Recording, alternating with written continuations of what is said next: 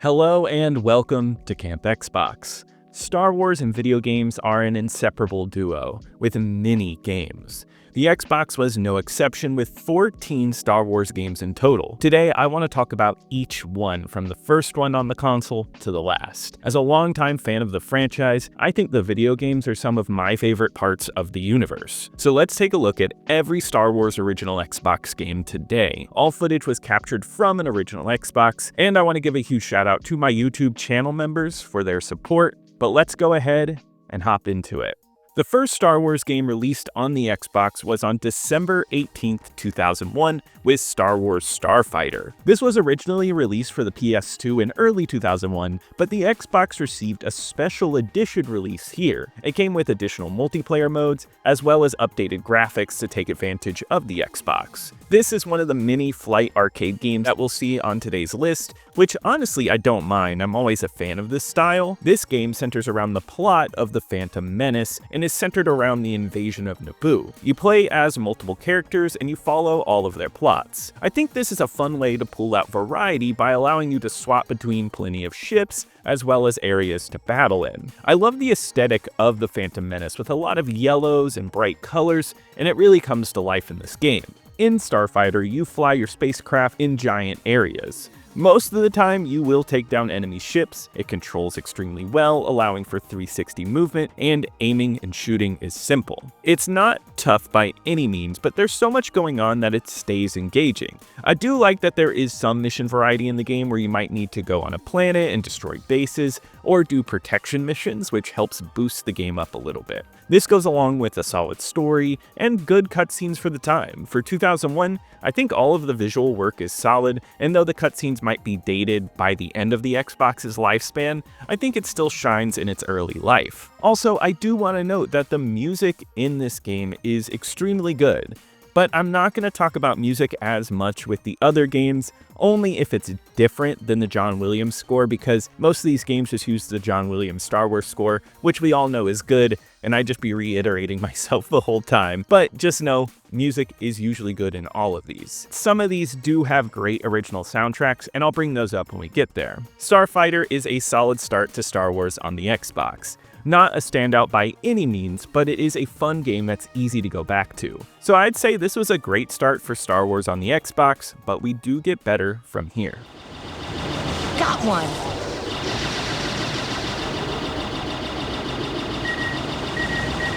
That's two.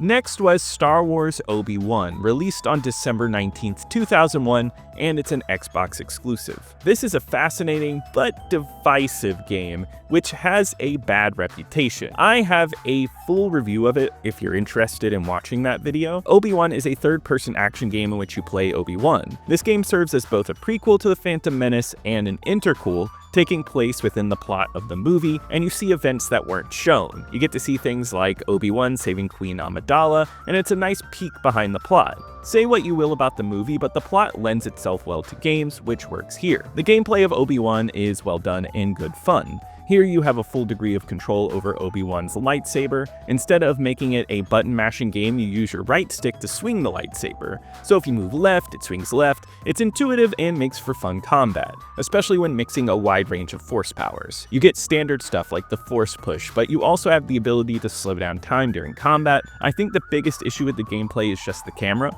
You have hardly any control over it, and it stays locked tight on the back of Obi-Wan, and there's a surprising amount of platforming in this game, and the way the camera is set up leads to some jumps that are tougher than they need to be. Another negative aspect of the game is the graphics. I'm a strong believer that gameplay trumps over graphics, but it definitely helps. Here it has a lot of elements that make it feel like a last generation PlayStation game. Character models are blobby and lack definition. There's also levels with a ton of fog and barely any draw distance. The swamp level in particular is rough. Yet there are some inspired levels, in particular Naboo is a great one, and I love the city designs. They capture the locale from the movie very well. I enjoy this game overall, but it is far from perfect. With its graphical and camera issues, I could see some not getting into this game. Yet I think the combat and some of the platforming is enough of a good time to make it worth giving a run through. It's one of those games with a charm because it's willing to try some new stuff, and it's easy to get some entertainment here. But it's far from the best Star Wars game we're talking about today. Don't let him get away. Smash. Smash 'em.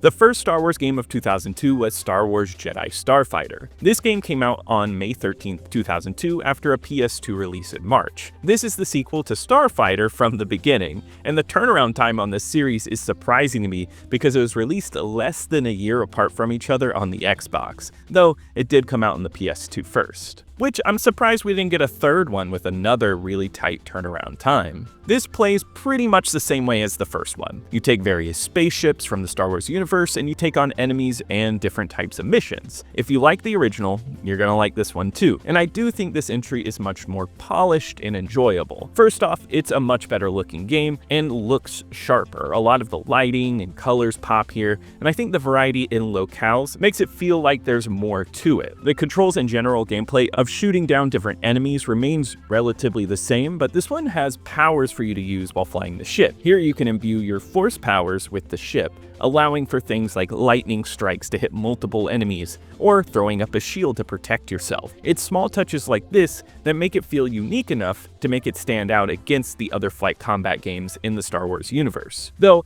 I will say Rogue Squadron is my favorite, and that's on the GameCube. Even though we were supposed to get an Xbox version of that was canceled, which I think would have been awesome. I will say, I like the plot of the original better. This game takes place around Attack of the Clones, and it's something that I just don't find as interesting to explore. I feel like this setting was explored a lot in games of this time, and it doesn't supply a lot of fresh ideas. This game does get a cooperative mode though, which I think is always a great addition, and if you want to play a solid multiplayer Star Wars game, this is not a bad choice. Arrange for you to meet one of his allies near the Ruby Nebula. I'll leave immediately. Be careful, Master Gallia.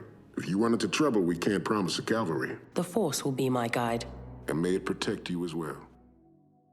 Next was Star Wars Jedi Knight 2 Jedi Outcast, which was released on November 20th, 2002, and also saw releases on the GameCube, PC, and modern consoles. This is part of the Jedi Knight series that started with Dark Forces in 1995. This one was developed by Raven Software, who used to put out some excellent stuff. This one is no exception to their lineup, being a fun mix of first-person shooter and third-person action game. You play as Kyle Katarn, a mercenary who must relearn his Force powers and mixes gun and lightsaber combat to take on a new evil threat to the galaxy. It's normal Star Wars stuff, but its characters are great. I do like Katarn as a lead, he has some fun one-liners, and seeing characters like Luke Skywalker is great. The plot is solid and it feels like a giant Star Wars adventure. It has plenty of set pieces and so many levels that really ask you to use your Force powers. It integrates level design, plot, and gameplay in some fun ways. The gunplay and lightsaber combat are solid and entertaining. The first-person shooter sections are a blast because they play similarly to more old-school shooters, where levels are labyrinths with goals to figure out along the way. It's also cool to use the laser weapons of the Star Wars universe, but of course the lightsaber combat is the star here, and it feels great for the time. It uses a third-person angle, and throwing it and swinging it is easy. I feel like you have a great degree of control in this game, and it's some of the best moments. I also love the Force powers you get and all of the puzzles that are tied to them. The meshing of both playstyles makes for something with variety, which is nice. The look of Jedi Outcast is great too. I think some of the lip motions and characters are a bit odd, but it has a charm to it. It's the setting and world you play in that strikes me as the best. It's set in the Star Wars era of the original trilogy, which I prefer to see. It has a more analog future look, and it's captured great here. It can be dark and seedy, and exploring the cities and temples in this style is charming. That's the world of this game. Charming. It has a fun story, neat gameplay, and excellent locales. This is entertaining from start to finish, and it's a great part of any Xbox collection.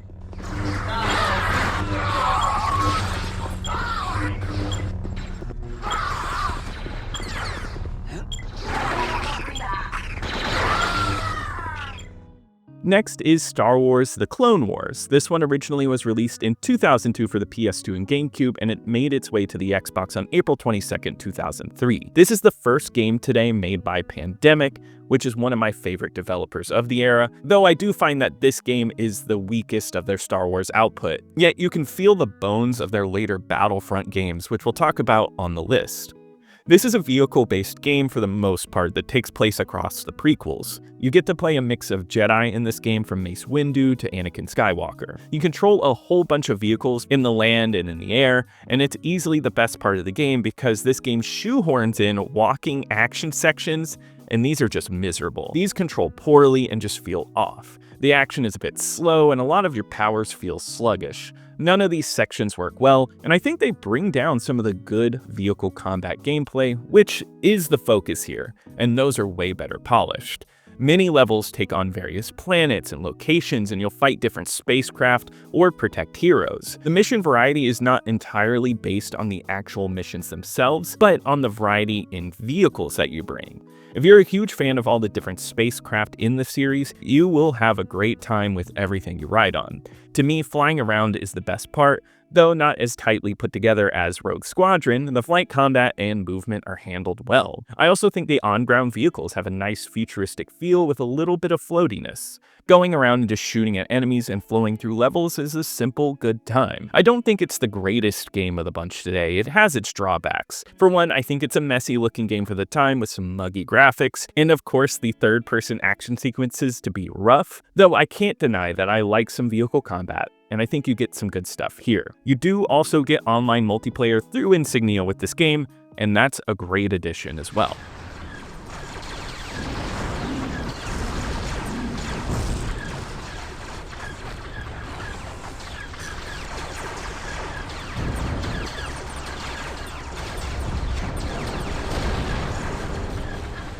The next one on this list is a huge one, Star Wars Knights of the Old Republic. This one came out only on the Xbox on July 17th, 2003, and it would later get a port to the PC.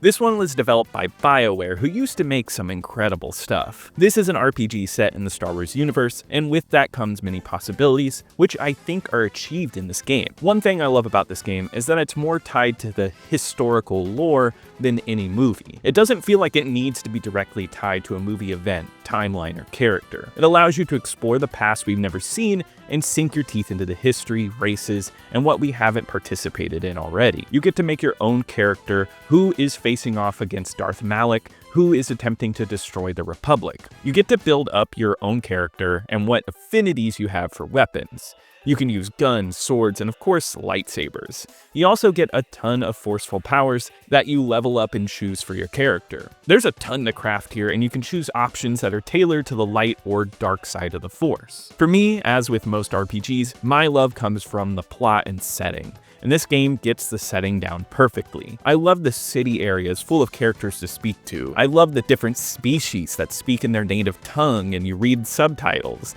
There are many interesting characters to talk to in this game, and it's a fun trip from planet to planet to see who you run into. All the characters you can have in your group to fight with you are great, and they have lots of dialogue and character arcs that you can explore as you move along. I think it's cool to see the seeds of many things that would come in their later Mass Effect series. The combat is an interesting piece of this game where you can pause time and select your attacks. You fight back and forth with your characters, but there's really no inputs. You can auto-attack until you pick a new move that you pull off through the menu. The first time I played this game forever ago, it threw me off a little, but I think it's a fun RPG combat system. I'm a sucker for stats and damage numbers, and this delivers that. Not only all of that, but this game is gorgeous, with some incredible vistas and locales. All of these planets have come to life, and there's plenty to explore in each of them. Match that with a truly incredible score that captures the feeling of John Williams' compositions while being its own thing, allowing it to be more ambient. Knights of the Old Republic is an essential Star Wars game and an essential Xbox game.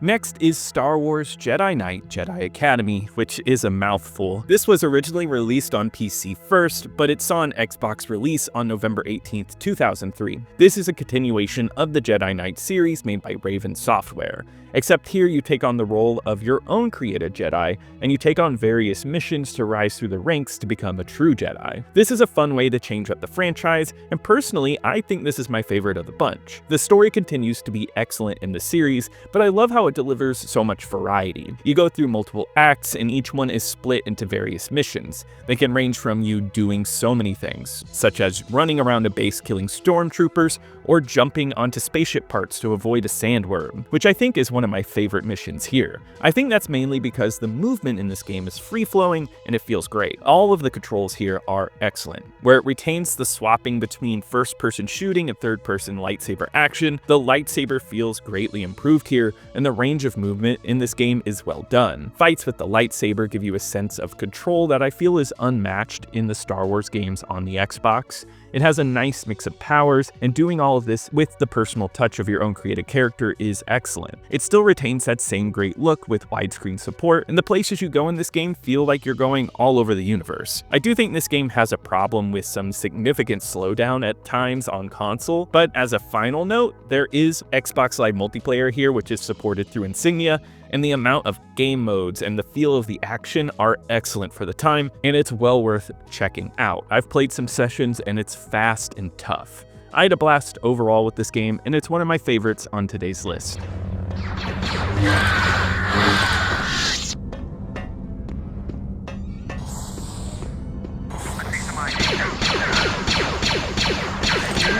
Supposed to wait for Kyle.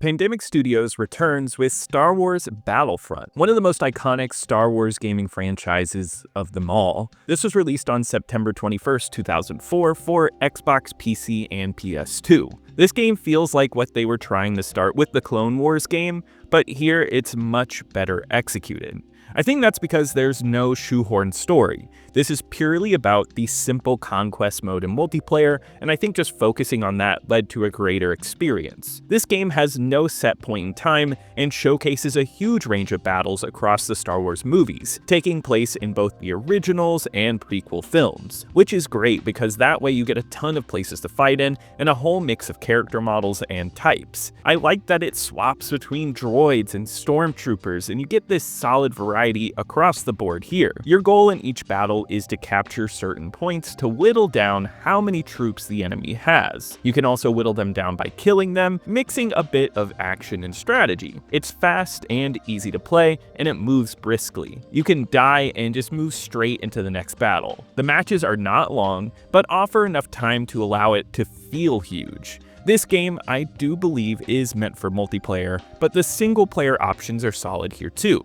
You have instant action, which is just straight battles. You have historical battles that'll move you through Star Wars battles in chronological order, which is neat. Though my favorite single player option is Galactic Conquest, which gives you a huge range of planets, and you fight battles on each one to gain supremacy throughout the universe. This is a fun way to mix strategy into the game. The multiplayer action is the star here though, and it is supported by Insignia, so you can play it online to this day. It's the same action as I described before, but with a huge mix of real people and not easy bots. It makes for something challenging and rewarding as you move through the game. This game also looks solid, supporting widescreen on the Xbox, and everything comes in nice and crisp. Battlefront is an excellent Star Wars game for the console, and if you have Insignia, you should definitely pick this up and its sequel. Enemy forces have captured a command post. Jump in. Take cover. Next is another Star Wars game sequel with Knights of the Old Republic 2. The turnaround time on these games still astounds me to this day. This one came out on December 6, 2004 as an Xbox exclusive, but did see a release on PC and various other places. BioWare did not make this one, and Obsidian took over for the release of this game. It does feature many of the bones of the first release, though it sees Obsidian take the core of the original and flesh out their own style of game, similar to what they did with Fallout New Vegas. Much like that game, Knights 2 does a good job with its story and dialogue. Here, Obsidian fleshes out the game with more choices and a plot that feels more ambiguous with its morals, exploring the idea of a gray Jedi, one that not only straight believes in good or evil, but finds an in-between, with a lot of the choices having a tougher outcome. An idea that was lofty for its time, and I think it's excellent because of it. It makes the plot feel more realistic, and the dialogue is better in a lot of cases. That is helped by the fact that the dialogue here is dense as far as choices go, but that's helped because there's a lot of dialogue checks that are dense, where you can easily get locked out of choices because your stats are too low in one area. In that aspect, this entry captures the RPG feeling extremely well. The combat remains pretty much the same, with some slight upgrades and refinement. It's not turn-based, but happens in real time, allowing you to stop and make decisions on the fly. It continues to work here, and it worked well in the first game, so there really wasn't much reason to update it. And that's how I feel about this game as a whole. The first entry is an excellent game, and this builds off of an excellent game, and it's a great idea. The music in this entry was done by Mark Grisky, who I think, much like Soul before him, captures the feeling of John Williams and does something fresh. Except here, I found the music to be much more brooding, feeling like an overall darker composition, which is similar to the game itself. This is more of a great game on the Xbox, and just like the first one, it is an essential Star Wars and an essential Xbox game.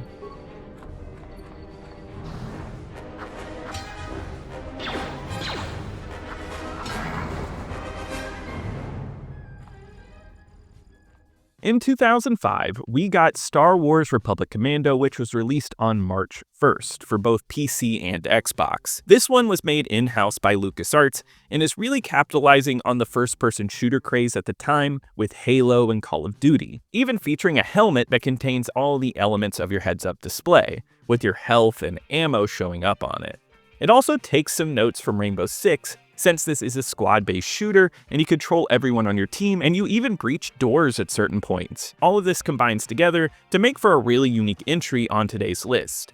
I do have a soft spot for first-person shooters, and this one is well controlled. It allows you to aim down your sights with the left trigger. All of the shooting and motion is fluid. This feels close to a modern shooter in some ways and handles it well. All of the levels have tons of cover and require a good amount of movement. The level design in general is solid, where you dig into the depths of some of these areas, and after going through trailers and everything about this game, I really feel like it was trying to be a scary game at times. Though it is Star Wars, and I'll say it does not get that intense. It is surprisingly visceral though, with no realistic blood, but creatures and droids will get some of their blood on you. It'll get on your visor, and I really love that aesthetic. There's something about the feeling of this one that makes it feel so unique. It looks fantastic too. As we come into the final years of the Xbox, all of these games look excellent, and the animations along with the environments in Republic Commando are a standout. The story is solid too, and it fleshes out the group that you control. Delta Squad is full of personalities, and as the game goes on, you'll learn a lot about them, and I think they're all fleshed out well. This game also has Xbox Live support and is supported by Insignia, though I have not had a chance to play this one online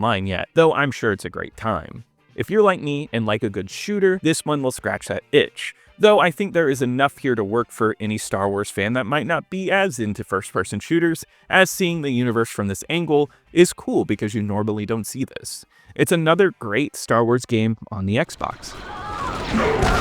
Take offensive formation. Eliminate target.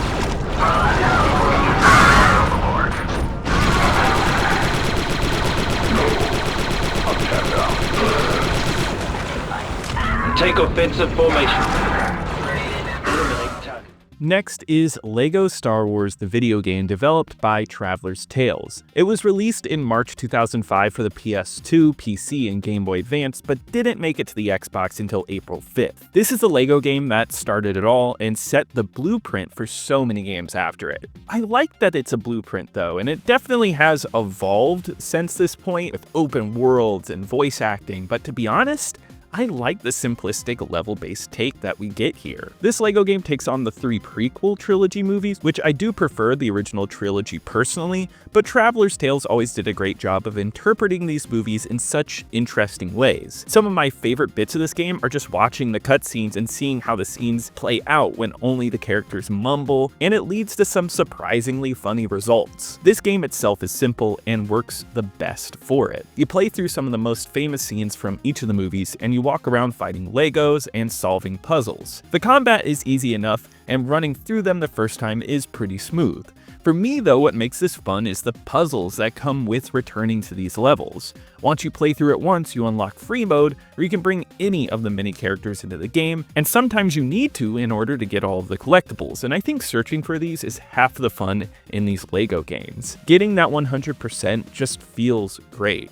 The LEGO design is awesome here too, and I love that a lot of these levels utilize LEGOs to their fullest. It bleeds into the design as well as the sound effects. I think the sound effect work with LEGOs breaking and characters' death noises, they've broken into meme culture for a reason because they are so iconic and well done. There's so much charm in this that we weren't getting a lot of on the Xbox in 2005, and it's no wonder it started a storm of games. I always enjoyed this one, but I do think it gets better after this.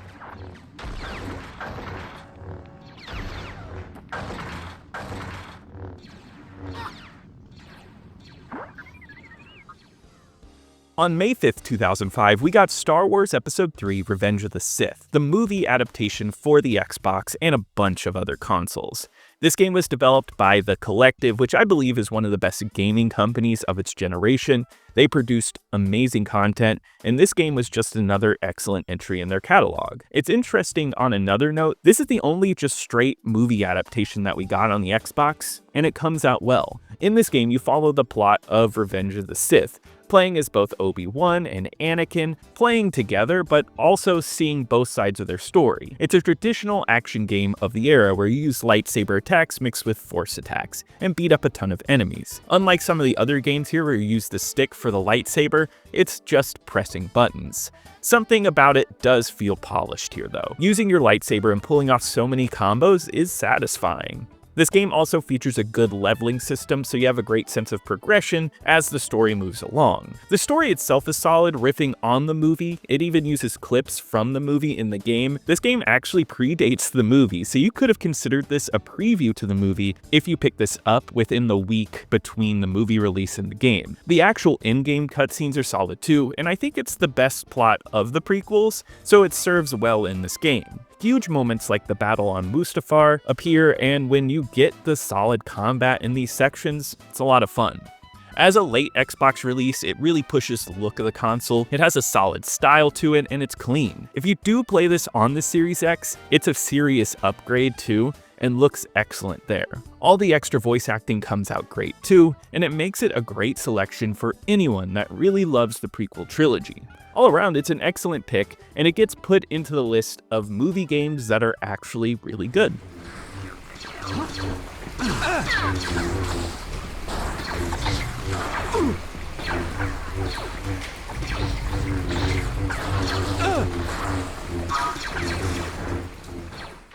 The last Star Wars game of 2005 was Star Wars Battlefront 2. It came out on the Xbox and most consoles on November 1st, 2005. Battlefront 2 serves as a major upgrade and an excellent Star Wars game on the console. Simply one of the best games listed today, and still one that I love to pick up and run through even now. This was the developer Pandemic firing on all cylinders and delivering something excellent. This game is similar to the first entry in terms of gameplay. You have giant maps that you grab points on, and your goal is to whittle down the enemy team to not have any more troops.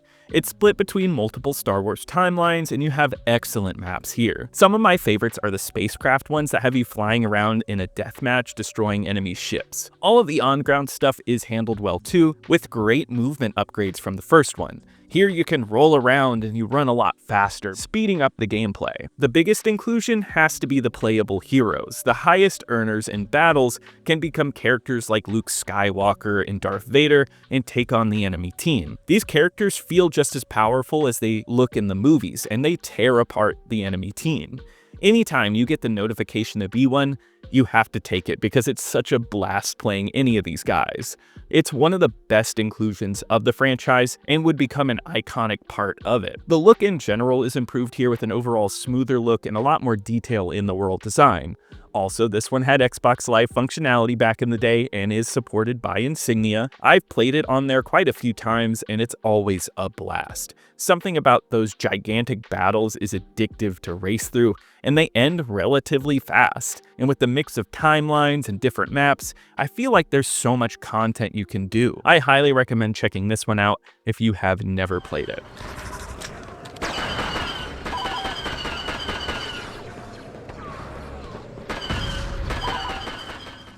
The final Star Wars game released on the original Xbox was LEGO Star Wars 2: The Original Trilogy. It came out on September 12, 2006. This one came out on so many consoles back in the day, but the Xbox is where I played it, and I played a ton of this one when it was new.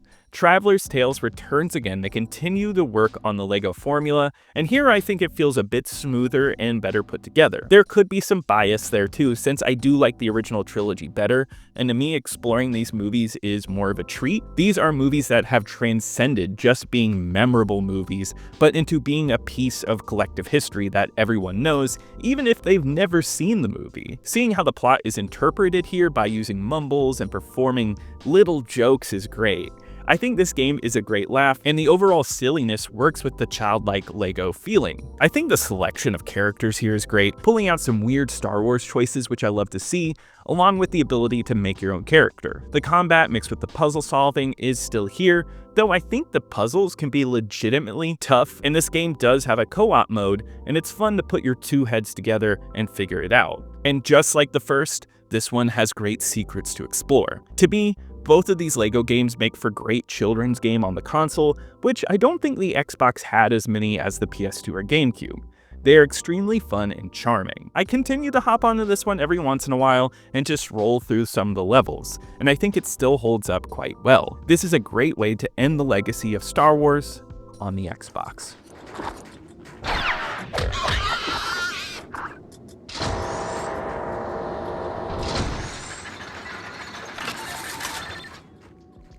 But that was every Star Wars game on the original Xbox, and I hope you enjoyed it. If you enjoyed it, leave a like because it really helps me out in the algorithm. Subscribe to keep up with more retro Xbox content, and be sure to check out my second channel, Camp Extras, where I just talk about retro games in general. And I want to give a huge shout out to my YouTube channel members. Thank you so much for your support. You really help out the channel, and I'll see you here next time at Camp Xbox.